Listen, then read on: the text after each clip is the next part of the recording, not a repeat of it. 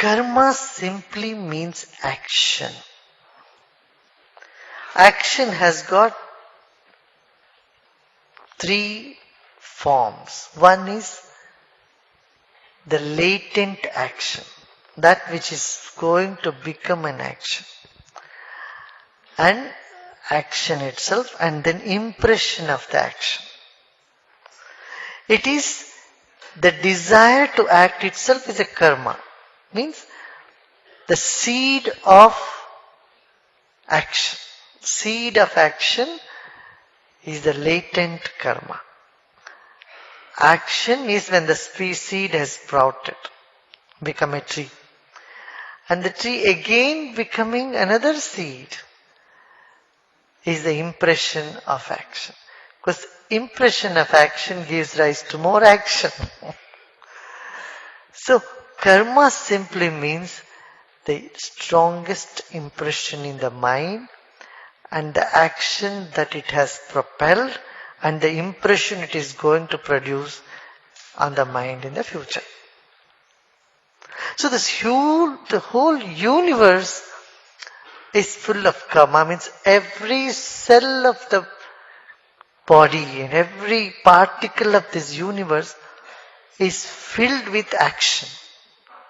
Means there is dynamism virtually everywhere. There is dynamism virtually everywhere. Every particle in this creation is full of dynamism. And so this universe is filled with karma. So when we normally speak in the language, I want to get rid of karma, we simply mean we want to get rid of the impression. Certain impressions we would like to have, certain we don't want to have. That is what is good karma and bad karma. The negative impressions are those which cause us pain and suffering. The positive impressions are those which gives you happiness and joy in life. So good karma means you have lots of good impressions in your consciousness. Because that only gives rise to that type of fruit in your life. I have lot of bad karma means lot of negative impressions in the mind, the consciousness. And how do you get rid of the negative impressions? By relaxing, by meditating, by doing pranayama, breathing techniques. All this would help to erase the negative impressions. But will it also erase the positive impressions? No. The positive impressions remain because it is in your very nature.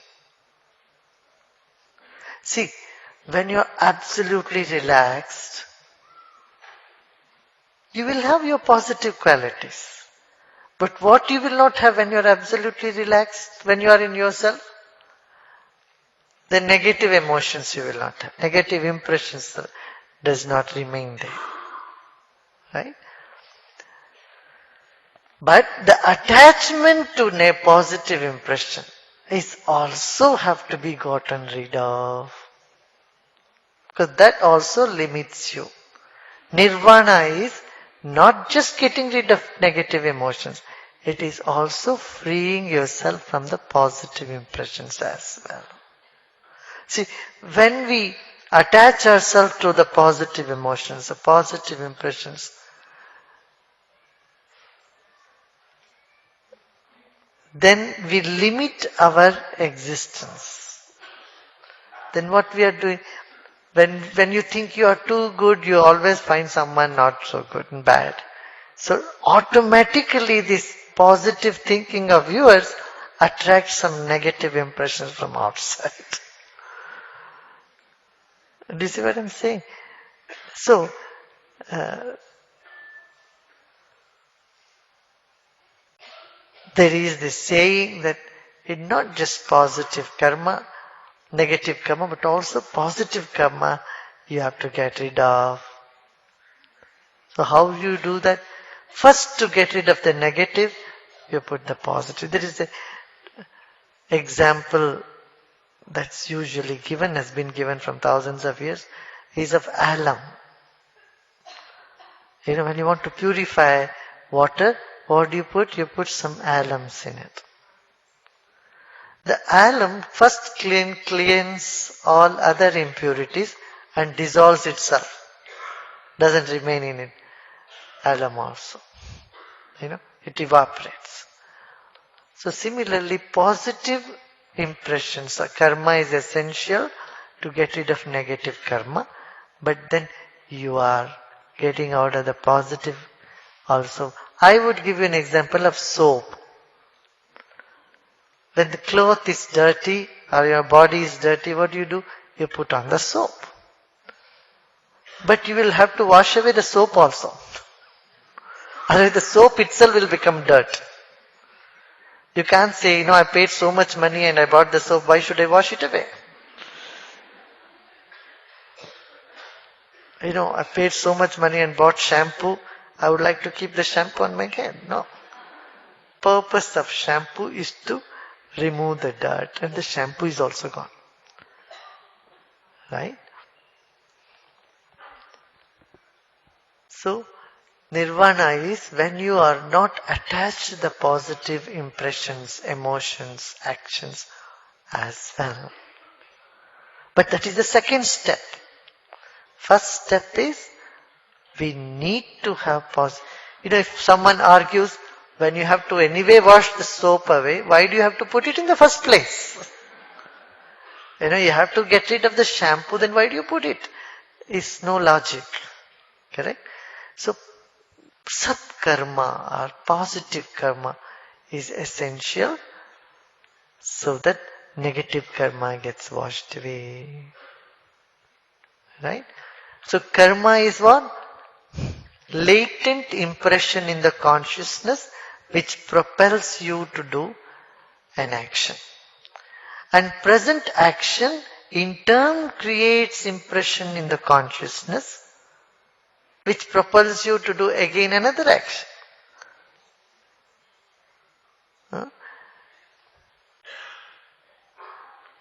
So the impression of action and its impact is all called karma. Got it? And this whole universe is full of impressions.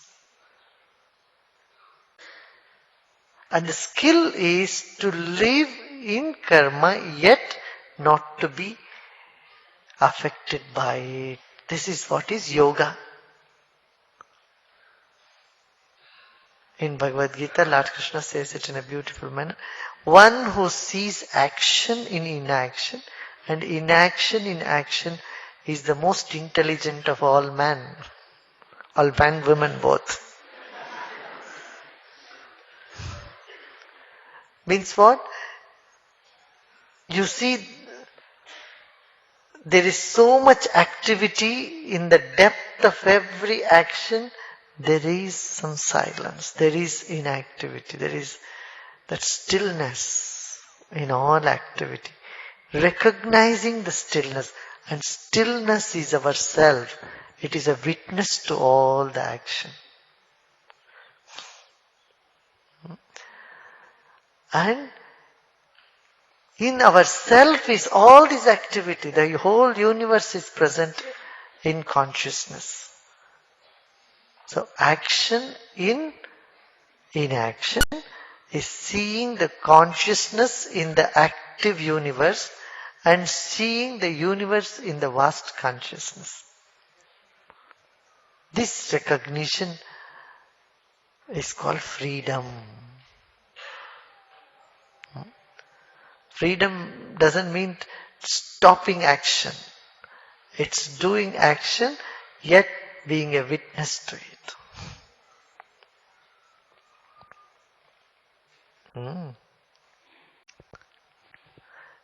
Another example for this would be a baby taken to a pediatrician, and the pediatrician gives a prick the vaccination to the baby, and the baby starts crying even before giving the vaccination or the injection. The moment the pediatrician takes the syringe, the baby started having the pain and started crying.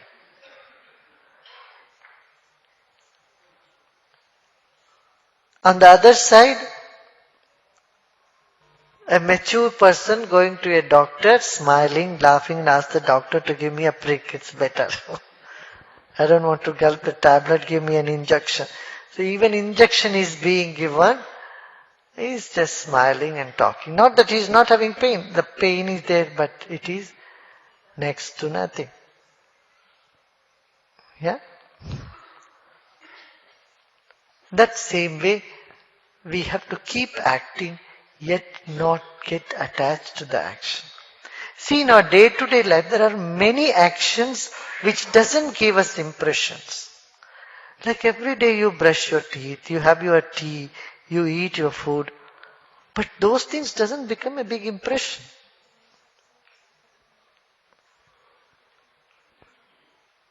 Huh? Every day you have breakfast. You don't take the same breakfast. You take different things on different days. But if you are used to caffeine, and if you don't have caffeine one day, it causes you headache. That is a karma. That is coffee karma. They are used to having tea every day 6 o'clock. You don't have tea, and it causes problem for you, headache for you. Then that is tea karma. Now either you continue having that tea karma, or a few days you say, no, I'm going to detoxify my system. I'm not going to get into the habit. I'm going to put a stop. So you take a decision not to be swayed away by that. Then you are getting over the coffee karma. Then whether you have coffee or not, it doesn't matter to you. It is not going to adversely affect you. Then you are free from that karma. But having something or not having something, all habits, all addictions are nothing but karma. Induced karma. We have imposed those things, induced. When you are getting out of those habits means you have erased those karmas from your consciousness. Similarly, impressions in the day-to-day activity. We are engaged in so many activities in day-to-day life that all those impressions in the mind, we carry on with them, with us. And when you meditate, what is happening? You are releasing all those impressions. You're getting rid of all those impressions. Mind becomes hollow and empty. Clear, hollow. Then you are in touch with your intuition.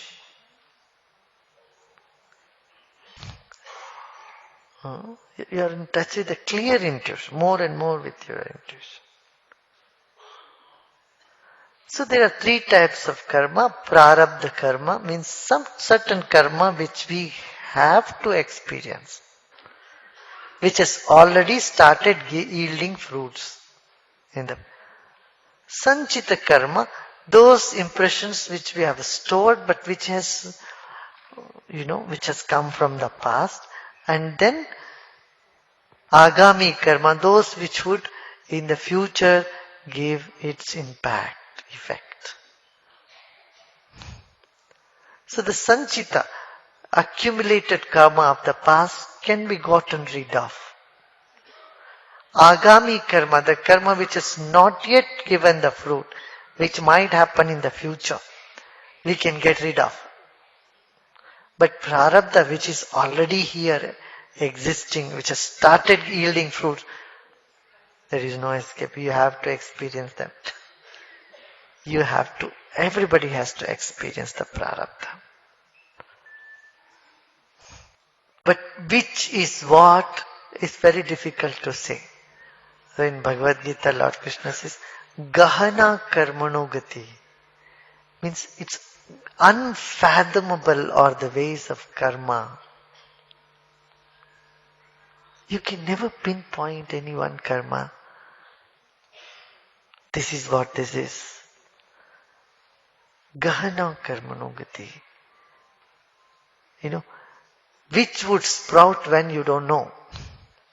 See, in a field, you have thrown the seeds of groundnuts,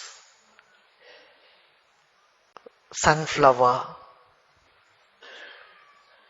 mango. They all will sprout at different times. Though you might have thrown all that at once, the mango will take several years to sprout, several years to yield fruit. Groundnuts will give you in a couple of months. Sunflower, few more months, few more weeks. So different seeds sprouts at different time.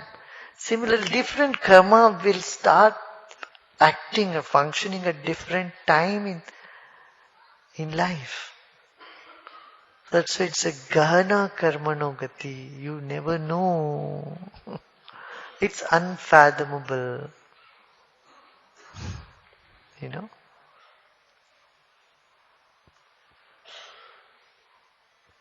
And the final word of Lord Krishna is, don't worry about it.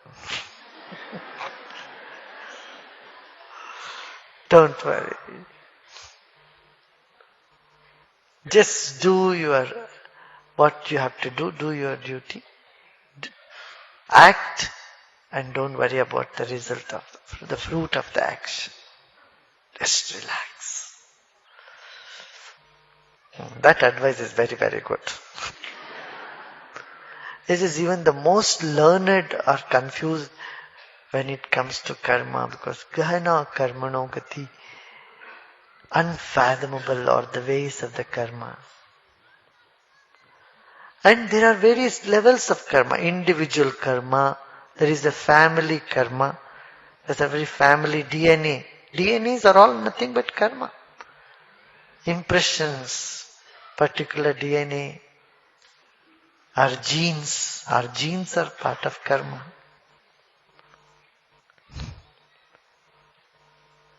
In genes there's sanchita.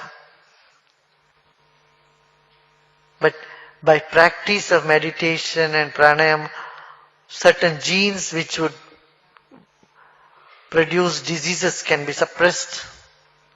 There is a scientific research to this effect in Oslo. Dr. Fari is doing research and others, he and his other team. They have said that there are 300 chromosomes in our system which causes cancer and heart problem and blood pressure. And these get suppressed when one starts doing pranayama and sudarshan kriya and meditation. They get suppressed. But already, if they're already active, then one has to experience. And there could be sometimes pranayama, all this can reverse all those effect also, because it suppresses the genes.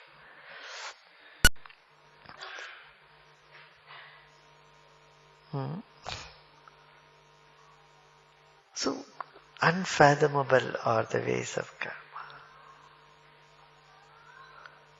And there is family karma, genes. And then there is collective karma of a city or a village or a town. And nations do have karma. It is very interesting. From a bigger perspective, it's so amazing to look at the play and display of karma.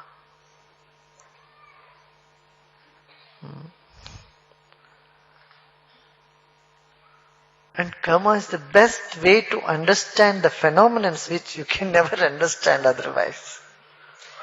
You wonder why there was a tsunami and selected people from all over. They were all caught up right on that day only there and got affected. And why, in spite of a big plane crash, one man walks out without getting hurt. There were so many in the plane, everybody expired, but one gentleman walks out of the plane. How do you explain this? That is karma. That man is supposed to be in a plane in an accident. But he also had a long life. He had many other actions to do. Other mission he has to accomplish in his life. These impressions pull him out of the wreckage of a plane as well.